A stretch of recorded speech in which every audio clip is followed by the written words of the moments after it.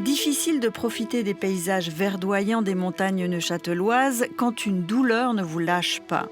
Les époux Crevoisier ont vécu au rythme des multiples rendez-vous médicaux de Marie-Pierre jusqu'à ce qu'un chirurgien orthopédiste lui propose une intervention plutôt radicale. Il m'a dit « ça m'ennuie parce que vous êtes, entre guillemets, trop jeune, mais la solution, ce serait quand même qu'on vous mette une prothèse complète du genou. Parce que vous êtes perclus d'arthrose, entre autres, et ce serait la seule solution. » Après la pose de la prothèse, j'ai fait de la physio, j'avais des antidouleurs, j'avais un tas de choses, et j'avais toujours mal. Et à chaque contrôle, quand j'allais vers lui, je lui disais « mais j'ai mal au genou ». Lui, il disait toujours que ce qu'il avait fait, c'était parfait. Le travail était parfaitement fait, et ça devenait très difficile à vivre. Parce que j'avais l'impression qu'on ne me croyait pas. Et puis ce qui était faux, c'est que moi, j'avais mal. Je ne pouvais pas laisser ça comme ça. Finalement, Marie-Pierre consulte un deuxième spécialiste dans un autre hôpital. Il m'a posé un tas de questions. Et puis, à mon mari et moi, il nous a surtout montré sur son écran des deux genoux, à savoir ce qu'on voyait d'anormal comme différence entre les deux genoux. On a eu beau regarder, on n'a pas vu. Et puis, il nous a dit c'est normal, parce qu'il n'y a rien à voir. Ces genoux n'ont rien, et ces genoux sont les vôtres. Donc c'était vos genoux avant la prothèse. Voilà. Il a dit, mais vous n'avez pas d'arthrose, vous n'avez rien au genou. Si vous étiez venu chez moi, jamais je ne vous aurais opéré, parce que ce n'était pas nécessaire. Une prothèse inutile donc, mais elle est aussi mal posée, surdimensionnée et en train de se déceler. Alors la seule solution, c'est de reprendre l'intervention et de poser une nouvelle prothèse. Là, ça fait quelques mois maintenant, et ça va très bien. Vous n'avez plus mal? Non. Pour moi, c'est un beau gâchis, parce que d'abord, j'en avais pas besoin. Ce sont des opérations qui sont coûteuses. C'est douloureux parce que j'ai l'impression qu'on s'est fichu de moi, et puis j'étais révoltée, et puis j'ai voulu témoigner parce que je pense que ça arrive à plus d'une personne. Comment est-ce que vous vivez avec la prothèse que vous avez aujourd'hui? Alors, dans l'ensemble, je vis bien. Je ne suis pas toujours en train de me dire attention, tu as une prothèse. Par contre, quand je sors de chez moi, si c'est mouillé, si les chemins de forêt, par exemple, je suis très prudente, très très prudente, parce que j'ai toujours peur de tomber. On fait avec, et puis c'est pas dramatique. C'est pas dramatique, mais c'était inutile. Mais c'était inutile, et ça, pour moi, c'est dramatique. Difficile de mesurer la fréquence des prothèses inutiles, mais selon l'Office fédéral de la santé publique, on pose 2 fois plus de prothèses orthopédiques en Suisse que chez nos voisins français, en proportion de la population.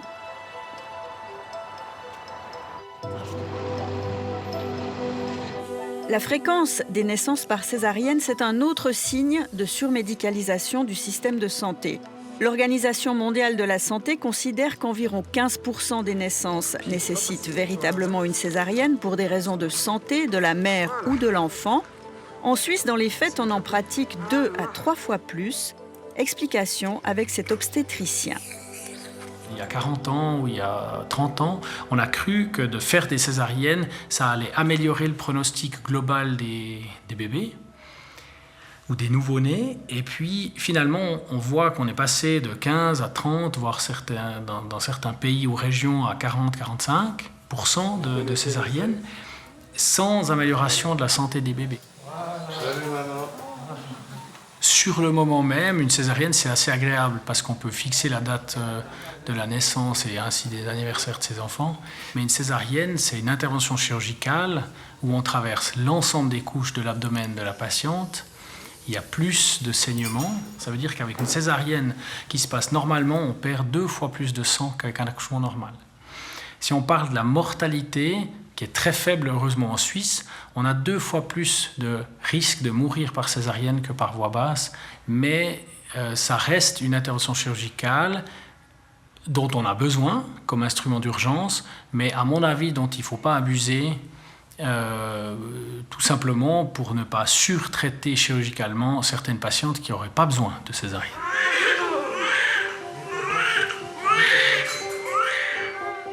En Suisse, un enfant sur 3 en moyenne naît par césarienne, mais les disparités entre les cantons sont importantes. Ce premier groupe de 10 cantons se situe dans la moyenne nationale avec 30 à 35% de césariennes. Ces 7 cantons se situent nettement au-dessus de la moyenne avec plus de 35% et même des records à 40 et 42% de naissances par césarienne. Alors que ces 9 cantons sont, eux, en dessous de la moyenne avec moins de 30%, tous les cantons romans font partie de ce groupe. Appenzell-Rhodes intérieur se distingue avec 22,5% et le Jura avec 24,5% seulement. Les tarifs appliqués dans la LAMAL expliquent probablement en partie ces différences puisqu'un accouchement sans complications est facturé entre 5 088 et 6 000 francs, alors qu'une césarienne coûte entre 7 500 et 8 300 francs.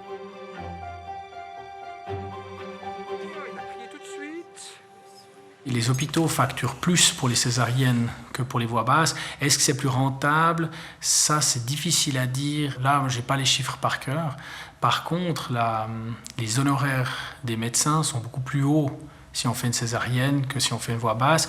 Et à mon avis, c'est quelque chose sur lequel on devrait parler plus parce que pour les obstétriciens, un accouchement par voie basse, c'est une beaucoup plus grosse charge de travail parce qu'on doit surveiller l'accouchement pendant des heures. Mais toute cette surveillance-là, elle est très très mal valorisée par les tarifs actuels. La maternité de l'hôpital de Bienne est fière de son taux de césarienne particulièrement bas, 22% en 2022.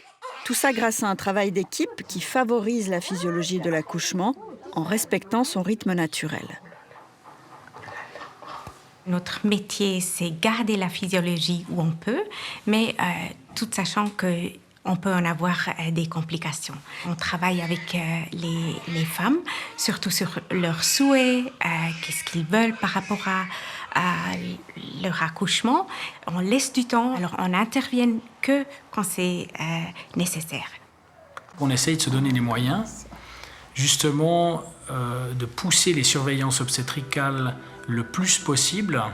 Évidemment, il faut après pas aller au-delà d'une certaine limite où après on prend des risques pour la maman ou pour le bébé.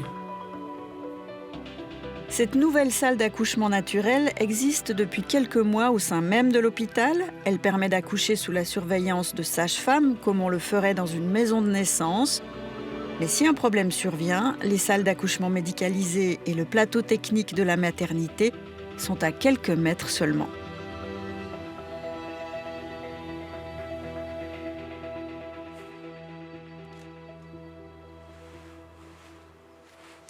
Un système de santé économique, c'est un système qui évite de répéter inutilement des examens sanguins ou des examens radiologiques.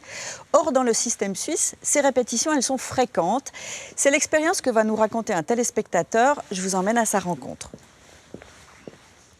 J'étais chez mon généraliste parce que je souffrais de l'estomac. Et puis, il a décelé une appendicite avec une infection. Alors, il m'a envoyé déjà une première fois, pratiquement dans l'heure qui suit, aller faire un examen, un scanner, un premier scanner. Et puis, connaissant un peu l'image, je me suis dit, je demande le CD-ROM. Blaise prend la précaution d'emmener le CD-ROM de son scanner et de le montrer aux urgences de l'hôpital voisin. Et puis on me dit non, on ne peut pas lire le CD-ROM. Bon, j'étais un peu surpris. Vous devez repasser un deuxième scanner. L'opération de l'appendicite se passe bien, mais le deuxième scanner entraîne un nouvel examen. Il a été décelé une toute petite tache, ce qui fait que les médecins ont discuté entre eux. J'ai dû repasser cette fois un IRM. Mais 9 mois après cet IRM, Blaise n'a toujours pas reçu de nouvelles de la petite tache qui inquiétait ses médecins.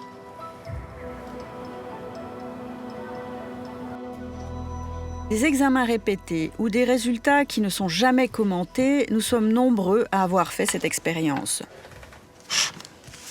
Lorsque nous avons lancé à l'antenne un appel à témoins sur les coûts de la santé, nous ne nous attendions pas à un tel déferlement de messages, florilège. J'avais un gros bouton. Le spécialiste me dit « C'est trop gros, je ne peux rien faire pour vous, mais je vais quand même vous faire des ponctions. » Il m'envoie chez un autre dermatologue. Ces ponctions inutiles ont coûté presque 1000 francs. Mon généraliste me diagnostique une tendinopathie et m'envoie faire des examens d'imagerie. Il les transmet au spécialiste. Chez le spécialiste, on me dit « On va commencer par faire des examens. » À l'hôpital, ils font une radio puis la perdent. Au lieu de la chercher, ils refont la radio. L'assurance payera les 2 radios. Aujourd'hui, le professeur Omar Kerrad dirige le service de médecine interne de l'hôpital de la Tour à Meyrin. Mais en 2019, il co-signait une étude publiée dans le Journal of Clinical Medicine qui visait à mesurer la fréquence de ces doublons d'examens inutiles. Vous avez tous travaillé dans les centres d'urgence. Levez la main qui a eu l'impression une fois d'avoir fait un examen qui avait déjà été fait par un médecin traitant ou par un autre centre d'urgence. Ok, donc on est tous assez conscients de ce problème. Il n'avait pas encore été vraiment quantifié, ce problème. Donc on avait regardé tous les patients qui étaient transférés des urgences de l'hôpital de la Tour aux hôpitaux universitaires de Genève. Il y en avait 500 à peu près sur une année. On avait regardé dans combien de pourcentage des cas, finalement, de ces interventions médicales étaient répétées dans les 6 heures après le transfert. On parle vraiment juste après le transfert. Les résultats sont assez inquiétants parce qu'on s'est rendu compte dans cette étude que 50% de ces interventions étaient répétées. Alors vous allez me dire en tant que soignant, oui, mais peut-être parfois c'est approprié de répéter un examen. En l'occurrence, on avait regardé avec un comité d'experts, dans 3/4 des cas, la répétition de ces examens était inappropriée.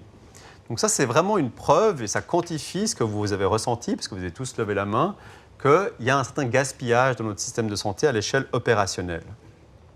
Critique finalement de notre système médical, c'est nous. Une répétition d'examen qui se produit dans la plupart des centres d'urgence de Suisse, mais comment l'expliquer ? Le problème principal qui existe entre l'hôpital de la Tour et les hôpitaux universitaires de Genève, c'est qu'on ne partage pas les mêmes programmes informatiques. Donc on n'a pas accès aux données de laboratoire ou aux examens radiologiques, on n'a pas de partage d'informations sur les données médicales. Mais il est évident qu'un dossier patient électronique partagé, bien fait, serait la solution. On l'attend depuis de nombreuses années. C'est seulement par ce moyen-là qu'on aura finalement accès à des données sensibles comme les données médicales. Nous avons interpellé les hôpitaux universitaires genevois pour savoir si leur tout nouveau centre d'urgence inauguré récemment a pu résoudre ces problèmes de doublons. Et la réponse est plutôt non, même si on est conscient du problème. Voici ce que nous écrit leur porte-parole. Les HUG sont parfaitement conscients de la problématique des examens répétés. Ils forment les jeunes médecins à la nécessité d'éviter les doublons. Toutefois, aux urgences, parfois vitales, il est souvent plus sûr pour le patient de faire un nouvel examen. Christophe Kempf, bonsoir. Bonsoir. Merci d'avoir accepté notre invitation. Vous êtes le porte-parole de Santé Suisse, une des associations qui représente les caisses maladies. En entendant ces témoignages, on a la désagréable impression finalement que les caisses maladies payent ces opérations ou ces examens inutiles sans trop se poser de questions. Est-ce que c'est le cas ? Non, alors c'est vraiment pas dans l'intérêt des assureurs maladie de prendre en charge des prestations inutiles. On a une compétence clé, c'est le contrôle des factures. Chaque année, on vérifie 120 millions de factures, ce qui permet d'économiser plus de 3 milliards de francs. 3 milliards de francs, ça représente 10% des primes. Ça veut dire que sans les contrôles qu'on effectue sur les factures, les primes seraient encore 10% plus élevées que ce qu'elles sont aujourd'hui. Alors, il y a ce principe fondamental de confiance mutuelle entre les médecins et les caisses maladies. On voit aujourd'hui qu'il ne suffit plus. Quel type de contrôle précisément vous effectuez ? Alors le principe de confiance est ancré dans la LAMAL, c'est-à-dire que du moment qu'un médecin est autorisé à pratiquer à charge de l'assurance maladie de base, on part du principe que ce qu'il facture correspond aux critères pour être pris en charge par l'assurance maladie de base, c'est-à-dire que ces prestations sont efficaces, adéquates et économiques. Néanmoins, ce principe de confiance n'exclut pas les contrôles. Alors, j'ai évoqué le contrôle des factures. On effectue aussi ce qu'on appelle des évaluations d'économicité, c'est-à-dire qu'on va comparer les coûts par patient d'un collectif de médecins dans une spécialité donnée avec ses collègues. Et si les coûts par patient chez un médecin sont plus élevés de 20 à 30% que le collectif qui sert de base pour la comparaison, on va demander des explications au médecin. Et si celui-ci ne peut pas fournir d'explications valables, on va lui demander de rembourser ce qu'il a perçu en trop. Est-ce qu'il y a des contrôles individualisés ? Alors, il y a des contrôles un peu plus individualisés au niveau ambulatoire. C'est ce qu'on appelle le tarif controlling, où on va faire de la micro-analyse dans les cabinets médicaux pour voir quelle est l'utilisation qui est faite du TARMED, la structure tarifaire ambulatoire. Et on a, par exemple, réussi à détecter certains abus, comme par exemple un cabinet médical qui, systématiquement, pour chacune de ses consultations, facturait le supplément pour consultation en urgence, alors que chacune de ces consultations, évidemment, n'était pas effectuée dans un cadre d'urgence. Ouais. Est-ce que, pour vous, le dossier électronique du patient, c'est voire la solution pour éviter justement ce gaspillage médical ? Alors, le dossier électronique du patient, oui, c'est une bonne solution, notamment pour éviter les doublons, éviter des analyses qui sont faites à double entre le moment où on entre dans le système de santé via un cabinet médical et le moment où on est hospitalisé. On voit que très souvent, il y a des analyses qui sont répétées ou des radiographies qui sont refaites. Je pense que le dossier électronique du patient permettrait d'éviter ce type de doublons. À qui profitent finalement ces opérations inutiles, ou ces examens inutiles ? Alors ça profite avant tout à ceux qui les facturent, aux médecins, aux hôpitaux. Ça profite évidemment pas aux patients, pour qui chaque intervention inutile est une intervention qui est néfaste, qui représente des risques pour la santé des patients. Ça profite évidemment pas aux payeurs de primes. Toute intervention inutile coûte de l'argent. On a un rapport d'experts de la Confédération qui estime à 20% les coûts des prestations inutiles à charge de l'assurance de base. Ça veut dire que sans ces prestations inutiles, les primes pourraient être jusqu'à 20% plus bas, en théorie. Ce qui pourrait faire des sommes conséquentes, évidemment, pour les assurés. Bien évidemment. Merci beaucoup, M. Kempf. Le gaspillage dans un système de santé ne se limite pas au milieu hospitalier, on le retrouve dans toutes les spécialités. La chasse à ce gaspillage dans le but d'assurer une bonne qualité des soins, c'est le combat de l'association Smarter Medicine en Suisse. Le but de Smarter Medicine est de remettre le patient au centre du système de soins, c'est-à-dire de faire que des choses qui sont vraiment bénéfiques pour sa santé. Et le défi pour le système de santé suisse, c'est qu'on a une très haute qualité des soins, on a une très haute satisfaction des soins, mais des coûts relativement élevés. Et il y a très peu d'initiatives qui permettent de maintenir cette haute qualité tout en réduisant ou en freinant les coûts de la santé. Et là, c'est une des choses qui est originale dans Smarter Medicine, c'est qu'on s'attaque que aux coûts de la santé qui n'ont pas de bénéfice du tout pour le patient. Certains médicaments sont très largement prescrits, pourtant ils n'ont pas fait la preuve de leur efficacité à long terme. C'est le cas par exemple des protecteurs gastriques, aussi appelés IPP pour inhibiteurs de la pompe à protons. Les protecteurs gastriques, c'est des médicaments très populaires. C'était une révolution quand ils sont arrivés sur le marché. On pouvait traiter un ulcère en quelques semaines de traitement, alors qu'avant on devait être opéré. Malheureusement, comme dans beaucoup de situations, le nombre de personnes qui en prennent s'est largement élargi. Et dans une récente étude suisse, on a montré qu'un patient sur deux qui les prenait n'avait aucune indication à les prendre. Donc ils ont seulement les effets secondaires de ces médicaments qui peuvent être graves, comme l'ostéoporose, des fractures, des infections digestives sévères, des infections aux poumons, qui souvent vont les conduire à l'hôpital et générer aussi des coûts inutiles. Dans ce cas-là, est-ce qu'on peut arrêter ces médicaments si ça ne sert à rien ? Le problème, c'est pas si simple de l'arrêter. Il y a souvent un effet rebond. Au moment où on l'arrête, les patients ont de nouveau mal à l'estomac. Et c'est que il faut un accompagnement du patient pour pouvoir l'arrêter. C'est presque plus facile, malheureusement, de renouveler l'ordonnance que d'accompagner le patient, le voir, prendre du temps avec lui pour trouver d'autres moyens de gérer ses douleurs à l'estomac. En Suisse, les prescriptions d'IPP coûtent 155 millions de francs par an, dont on pourrait théoriquement économiser la moitié. On a regardé chez les personnes âgées qui ont beaucoup de médicaments, chez les patients qui ont 10 médicaments en moyenne, c'est beaucoup de personnes âgées actuellement, ceux qui ont plus d'une maladie. On a trouvé que 3 médicaments au moins sur 10 n'avaient pas d'indication. Et en réduisant ces 3 médicaments, on a vu que leur santé n'était pas du tout dégradée, il n'y avait aucun effet négatif, ils étaient même un peu moins hospitalisés et on épargnait 3 500 francs par année par patient. Ce qui est quand même conséquent. Oui, si vous multipliez ça par le nombre de personnes âgées en Suisse, 3 500 francs par année, ça fait beaucoup de millions. Interroger l'efficacité des soins, chercher à éviter les coûts inutiles, c'est une approche nouvelle en médecine. Dans la nouvelle génération, on essaie avec nos étudiants et les jeunes médecins en formation de faire beaucoup de formations sur quels soins sont vraiment utiles pour améliorer la santé de la population. Et qu'avant tout traitement, toute investigation, on se pose la question, est-ce que ça va vraiment améliorer la santé de mon patient? Est-ce que le patient doit demander à son médecin, est-ce que ce que vous me prescrivez va améliorer ma santé? Oui, je pense que les patients devraient être plus proactifs. Donc, posez vraiment la question à votre médecin ou votre prestataire de soins. Est-ce que ce médicament va vraiment améliorer ma santé? Est-ce que dans ma condition, il y a des preuves que je vais être en meilleure santé en le prenant? Ou c'est simplement un médicament de plus pour suivre certaines recommandations ou parce qu'on ne sait pas comment adresser ce problème? Quand la vie est en jeu, on pourrait penser que plus on a de moyens, plus on soigne, plus on en fait, plus on sauve. Pourtant ici, à l'hôpital cantonal universitaire de Genève, c'est au service des soins intensifs qu'on a lancé un projet de Smarter Medicine extrêmement ambitieux et qui porte ses fruits. Suivez-moi, vous allez comprendre.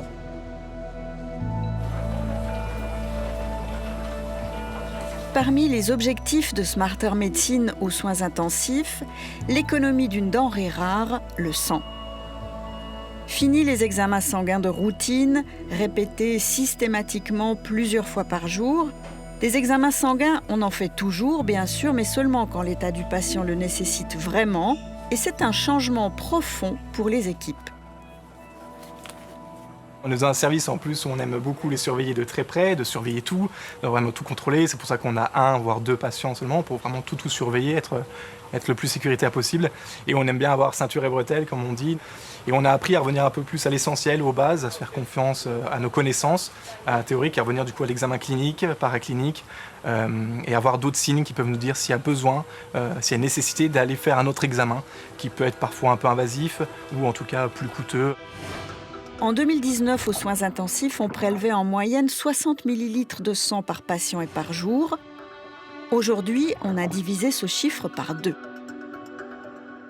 L'économie financière, ça va être un bénéfice secondaire qui va apparaître grâce à ce projet, mais pour moi, ce n'est pas du tout la priorité. L'action, elle est vraiment dédiée vers le patient. Le but, c'est vraiment d'améliorer sa qualité de vie au quotidien, mais aussi dans le moyen terme et dans le long terme. Ça m'a permis de donner encore plus de sens à mon travail, puisqu'on compare nos pratiques. On peut aussi évoquer parfois nos doutes en se disant « est-ce que c'est juste si je fais ça ?» Et ça permet de mettre nos idées en confrontation, mais de manière positive, afin d'aller dans le meilleur sens pour le patient. Au début, ça faisait peur, ça faisait un peu crisser les dents, on dit « oulala, on ne va pas savoir ce qu'on fait ». Puis au final, les choses, elles ont été amenées très pédagogiquement, de façon concrète, petit à petit. Et puis on se rend compte de la plus-value que ça va. Quand on nous parle clairement en quantité de sang économisé, tout ça, ça nous parle quand on se dit que c'est de la plus-value. Ouais. Et depuis 2019, le service a aussi économisé l'équivalent de 725 poches de sang, 86 919 tubes et 608 kilos de plastique. Et c'est aussi 2000 heures de travail par an consacrées à d'autres tâches. Tout cela sans nuire à la qualité des soins. Dans tous les cas, si un patient vraiment, on a le moindre doute, on a la moindre question, on fait tous les examens nécessaires. Mais ça permet de re-questionner ça, de ne plus avoir cette thématique. C'est la sécurité, c'est la vie de nos patients avant tout. Des erreurs de facturation, ça arrive et selon vos témoignages, quand un patient constate une erreur dans la facture qui est adressée à son assurance maladie, ça n'est pas si facile d'obtenir rectification. C'est l'expérience que va nous raconter René, chez qui on se rend maintenant.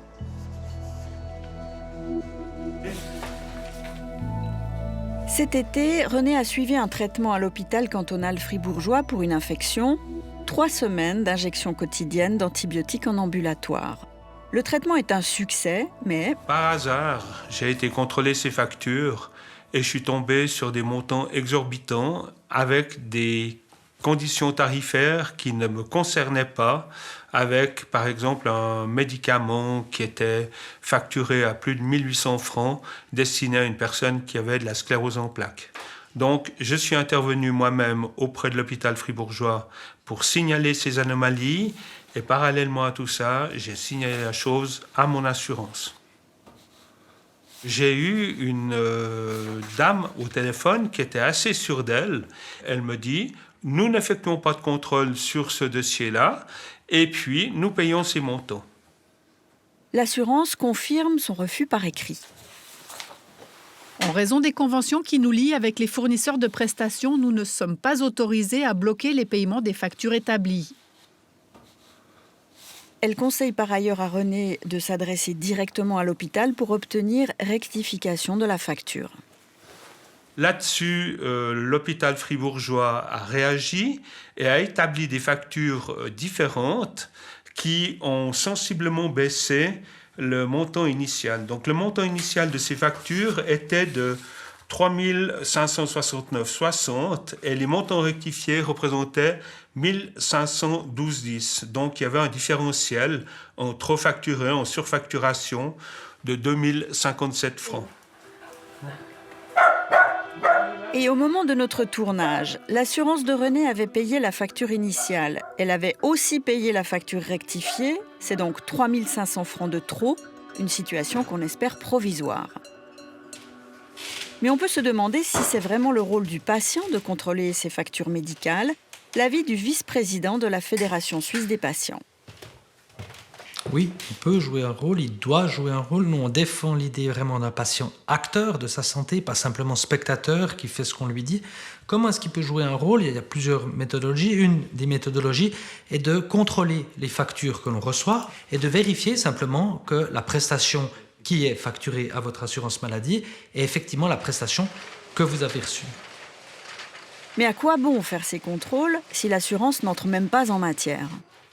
Les assureurs, eux, ils contrôlent la masse. Il y a plus de 20 millions de factures en Suisse aujourd'hui à titre de la LAMAL et c'est impossible de les contrôler une à une manuellement.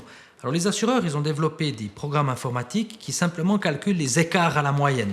Je ne veux pas être trop technique, mais en fond, on regarde si un médecin fait beaucoup trop, une prestation beaucoup trop coûteuse, ou si pour traiter une pathologie, il est beaucoup plus cher que ses pairs, etc.